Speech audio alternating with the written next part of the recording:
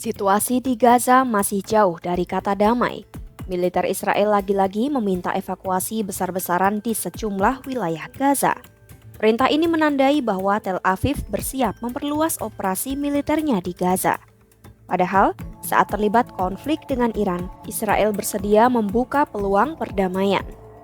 Berbeda dengan Hamas, upaya menuju damai justru kembali menemui jalan buntu. Apa yang membuat konflik Israel-Hamas jauh lebih rumit dan tak kunjung selesai? Simak selengkapnya dalam video berikut.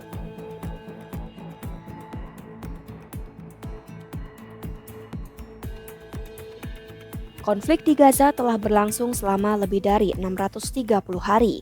Ini menjadikannya salah satu konflik paling panjang dan mematikan yang melibatkan Israel sejak pecahnya serangan Hamas pada Oktober 2023. Terbaru, IDF pada Minggu 29 Juni 2025 memerintahkan warga Palestina di kota Gaza dan Gaza Utara segera mengevakuasi diri. Perintah ini dikeluarkan saat Israel akan memperluas operasi ke wilayah barat yang lebih padat menuju pusat kota. Warga Palestina diminta ke wilayah selatan, meninggalkan area yang selama berbulan-bulan sebelumnya dihindarkan dari operasi militer Israel. Langkah evakuasi ini pun menimbulkan pertanyaan. Apakah Israel tengah memulai fase baru dalam serangannya, atau justru ini bagian dari taktik tekanan untuk memaksa Hamas tunduk pada syarat-syarat Israel guna mengakhiri perang? Perhatian pemerintah Israel dan Washington kembali tertuju ke Gaza hanya beberapa hari setelah berakhirnya konflik 12 hari antara Israel dan Iran. Namun berbeda dengan sikap yang relatif terbuka terhadap penyelesaian konflik dengan Iran, Perdana Menteri Israel, Benjamin Netanyahu, masih bersikeras melanjutkan kampanye militernya terhadap Hamas. Menurutnya, konflik dengan Iran telah membuka banyak peluang terutama untuk menyelamatkan para sandera. Ia menyatakan masalah di Gaza harus diselesaikan dengan cara melenyapkan Hamas. Netanyahu pun menyerukan pihaknya yakin akan berhasil mencapai tujuan tersebut.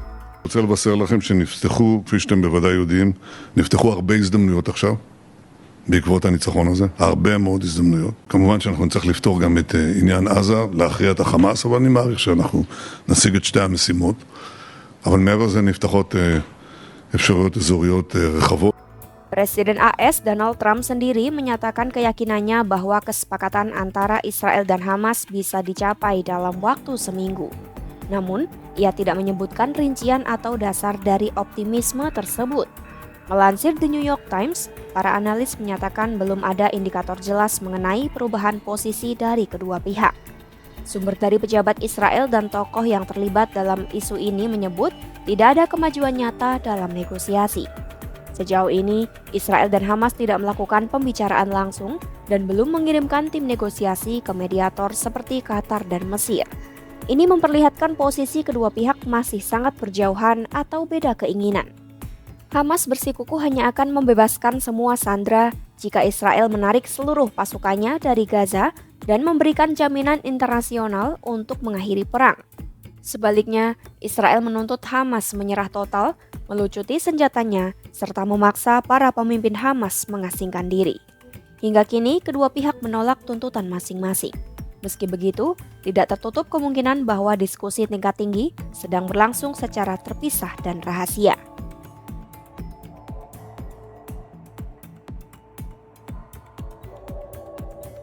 Di dalam negeri, Netanyahu kini menghadapi tekanan politik dan publik untuk mengakhiri perang melalui kesepakatan gencatan senjata yang dapat mengamankan pembebasan para sandera. Setidaknya masih ada sekitar 20 orang sandera hidup yang diyakini ditahan Hamas sejak serangan Oktober 2023, serta sisa jenazah sekitar 30 orang lainnya. Saat tekanan dari publik semakin keras, Trump meminta proses pengadilan korupsi yang sedang dijalani Netanyahu sebaiknya dihentikan. Menurut Trump, pengadilan itu dapat mengganggu proses diplomatik dan negosiasi dengan Hamas. 3 hakim Israel kemudian sepakat menunda sidang kesaksian Netanyahu selama seminggu. Penundaan ini terjadi setelah Netanyahu hadir dalam sidang tertutup bersama 2 kepala keamanan Israel untuk meminta jeda dalam proses pengadilannya dengan alasan menyangkut keamanan nasional. Pengadilan sebelumnya telah 2 kali dalam sepekan memeriksa silang Netanyahu dalam kasus korupsi yang telah lama berjalan. Namun meskipun pengajuan penundaan selama 2 minggu telah ditolak karena dianggap terlalu umum dan tidak meyakinkan, putusan baru menyatakan pengadilan akan mempertimbangkan penundaan lebih lanjut berdasarkan perkembangan yang ada. Kebuntuan konflik ini juga diperparah setelah pejabat senior Hamas Mahmud Mardawi menuduh Netanyahu sebagai pihak yang menggagalkan upaya damai. Melansir Al Jazeera, Mardawi menuding Netanyahu telah mengajukan syarat-syarat yang mustahil. Syarat itu dinilai bertujuan menggagalkan kemungkinan tercapainya kesepakatan gencatan senjata maupun pertukaran tawanan. Menurut Mardawi, Netanyahu menolak untuk berkomitmen pada unsur-unsur perjanjian yang sebelumnya telah ia setujui. Netanyahu tampak hanya bersedia membebaskan 10 tawanan, bukan semuanya.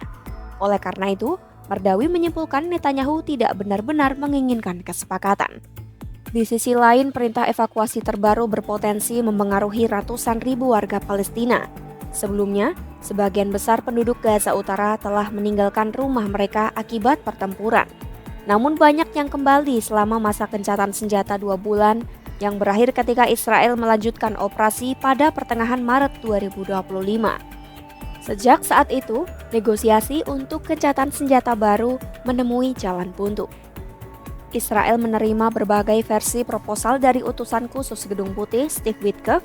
Proposal itu mencakup skema gencatan senjata 2 bulan serta pembebasan separuh dari sandera yang masih hidup bersama dengan sisa-sisa jenazah sandera lainnya.